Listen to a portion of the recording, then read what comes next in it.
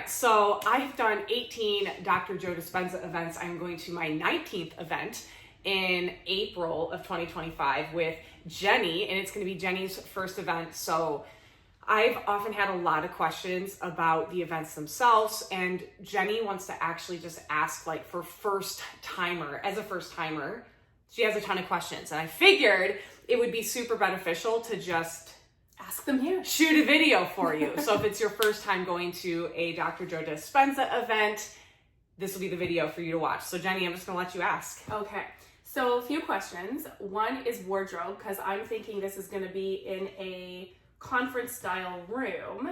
And even if it's warm outside, what would one wear in the event? Like, are we dressing business casual? Are we wearing yoga pants? Do we wanna bring a blanket? Yeah, so everybody, first of all, everybody dresses differently. I tend to go really casual, but sometimes I'll dress up. So the short answer to that is it doesn't matter what you wear. The rooms get cold. Okay. So if you're somebody that's always cold, I always have a huge sweatshirt, sweatpants, cozy socks. Most people bring a blanket for the room, which I actually recommend.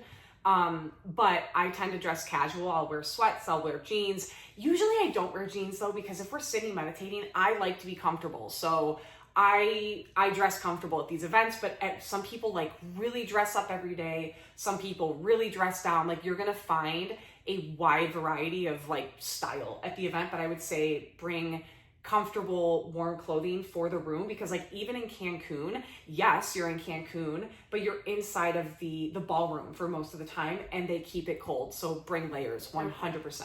And then for the meditation, are we laying on the floor? Are we sitting in like a ballroom chair? Yeah, so you are sitting on a chair, and a lot of people will bring like, so I'm very simple with that stuff. Like, I'm not going to be, bringing a mat or a yoga mat, but a lot of people will. They'll bring pillows, they'll bring blow up mats. I don't.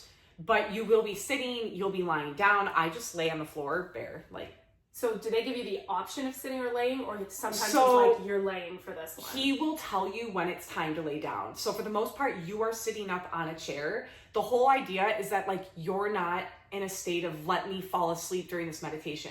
Because most people, when they're meditating, they're like, you're in your bed. And then you're like, well, I'm falling asleep. Like, get your ass out of bed. So when you're there, you will be sitting up, and then there will be times where he's actually doing lay down meditations, or he'll tell you when to lay down, when to get up. And then are we bringing our own eye mask? Yeah, so okay. Eyeshades. Why do you want these when you meditate? So this is my favorite pair. I got them off of Amazon. I will drop the link in the comments for you guys, but the reason I love these, and you can't probably see this on the video, but they have like these divots for your eyes. So I just find these are really comfortable. The brand is MZOO. Again, I'll link these for you, but I would bring eye shades. And the reason is because when you're meditating, you want to be able to go inward. And so we're trying to block out all external stimuli. So if you're seeing lights, or even if your eyes are closed and like maybe the screen is changing and it's like flashing, that's going to pull you out of going really deep for most people. So 100% bring eye shades. And I've seen some video and photos of people wearing wireless noise canceling headphones. Is that tapped into Bluetooth, or these are not even necessary? So you will have headphones, and they will tell you, like when you sign up, you're going to get an email, and it's going to be like, so here's some of the things you're going to want to have. But if you've seen that, it's probably in the pictures from like the beach. That's because we do walking meditations. Okay. So like I always bring my Bluetooth, or I actually have like the wire just in case Bluetooth isn't working. So I would recommend having backup. Okay, so give me an idea of like, what time do we wake up in the morning? Like, do people wake up and go for breakfast and have coffee in their normal morning routine? Okay. Because most people have routines in the morning. They go to the bathroom, they do their thing. Yeah. So I think it's important to remember, like, first of all, Dr. Joe can change like the schedule at any time. So like if you're not used to being flexible, like get used to it. But typically we start at 6 a.m, and because we usually do like a lecture and then go right into meditation, or sometimes we go right into meditation, I don't get up in the morning and eat or drink. I go right in and I wait until the breakfast break because I don't want to have to use the bathroom during the meditation. Yeah. Okay, let's talk about that. what if you're in lecture or in meditation and you're like, I have to go to the bathroom? So obviously during lecture, like you can get up, go to the bathroom, come back in. But when we are meditating, a lot of times he won't let you back into the room, because if you're, 20 rows in and we're all laying down, it's just not safe to be walking over people. And like, he doesn't want you accidentally kicking someone and disrupting their meditation. So they will either let you know when you can come back in, or like in Cancun, and I don't know if they'll have this at every event, but they had this room to the side that if you walked out and used the bathroom and then it's during a meditation, you would actually go back in there and sit down and you'll be able to hear the meditation that they're doing. Okay. But honestly, like that is something where if you can work with the body, because I found that when I first started going to his events, my body would be like, all of a sudden, it's like, we have to use the bathroom. And if you start getting into his work, you're going to find that the body will try to unseat you for meditation. So don't be surprised if you're like, wow, I have to use the bathroom. My head hurts. I feel sick. This probably isn't the time to meditate. Like that's what you're there to overcome. Yeah. Okay. Now I've also heard and experienced a lot of people completing a week and having Ascension symptoms, feeling like they've got the flu. Is there something that you can do during the week to try to work with the body so that you're not flying on an airplane home or spending the following week, or that's just part of it? I think it's just part of it, and that doesn't happen for everybody. But like, if you think about it does not have to happen. Like, you can have miraculous breakthroughs in your life and in your health without having what we call like the Ascension symptoms. So, but like, think of it this way. If you decide to do a juice cleanse for a week and you haven't done one before, or it's been like a year, it's been many months, it's likely that you're going to feel worse before you feel better because you're detoxing, right? So sometimes what people experience, because we're doing so much breath work and we're moving a lot through the body in that way, sometimes people will experience waste moving through the body and it can bring some discomfort. So like, that's only out of 18 events. It's happened to me about 3 times where I felt sick after the event, but I knew that was just my body detoxing. Okay, so what do we want to think about prefacing? We're going to this event, maybe we'll see people we know, maybe we don't, maybe people want to hang out. Would you recommend, outside of the meditation and lecture, really going inwards, getting quiet, spending more time with your room? I think that's so individual. Like for me, obviously, my big thing, because I'll go there and often see clients or people that maybe bought my book or something, I don't want to, when I go to those events, I personally am going to disconnect from my work, from my external world. So I do set boundaries. If someone wants to ask me like business questions or things about my business where I'm like, I'm actually going inward right now, but that doesn't mean that like I tend to be with people.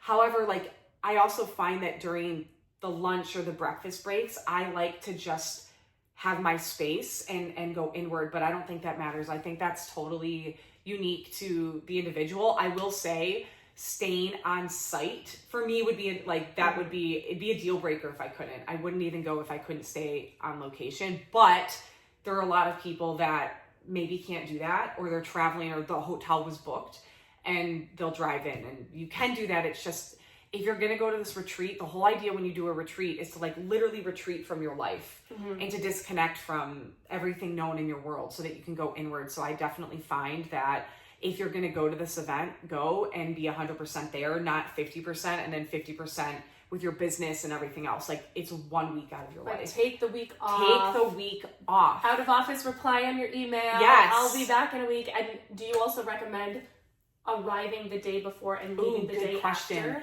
Yeah, okay, so a lot of people leave like the day that it ends and then they miss the last half. The closing. And yeah, the closing is so important because we typically, because again, he can change this, but typically we're doing a final coherence healing. It's like completing it, So like I would recommend being there for the entire event. I like to go a day early and then I leave the next day. Typically he'll end anywhere between 2 p.m. and like 5 would probably be late. But you don't want to miss that. So I would come in a day early or like the morning of, and then leave the next day. And are there any snacks you recommend stocking up on before you go? They're pretty, honestly, like they're good at providing snacks. Oh. Like they have snacks out for every single break. You are always like typically with the hotels that we go to, there's convenience stores and there's never a shortage of food. You can bring food. I will bring like protein bars sometimes, or like I like sweets, so I bring chocolate. Like, no, there's food everywhere. Okay, so food, you should bring a water bottle, fill it up. They've got water, they've got all those things. Electrolytes is probably a really good idea. Yeah, I think electrolytes are a good idea to bring. Yeah. Okay. Because I actually try not to drink as much water like during the day. Just again, I don't want to have to be using the bathroom and dealing with that. And I'm someone that drinks a lot of water in general. I think it's just one of those things where it's like, remember, you're looking to kind of break out of your routine. So it's like, if you're a coffee drinker in the morning, like you're going to survive if that's not the first thing that you have, you know? And I think it's actually a really good opportunity for people to show up differently. Yeah. If you're used to having coffee in the morning, don't. And maybe even the week before going, like start shifting the routine a little bit and get yourself used to the flexibility. Yeah. That's awesome. Okay. Well, those are all the questions I have right now, but I'm sure if we can think of more. Yeah, I'm just trying to think if it's like a first timer and you're going, like what else would be really important, but I think just go with the flow. Like that's yeah, just show up and have a good time. Oh, and a notebook and pen. Do you need to bring one? I would bring a notebook and a pen, because they do ask that I've taken notes in like the iPhone notes section, but honestly, I prefer doing it with pen and paper. So I would bring a notebook and a journal. Okay. That's good. Journal, notebook, whatever, and a pen. Yeah.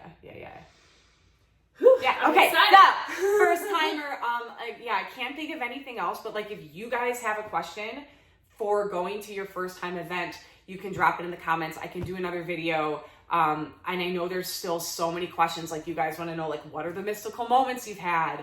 I don't know. I have like a whole list of questions. So people want to know the difference between a week-long and an advanced follow-up. So I will get to those videos, but we wanted to do one like if you're going for your first time. So if you're going to an event for the first time and your question did not get answered in this video, just drop it in the comments. My team will send it to me and I will record another video. But for now, here you go.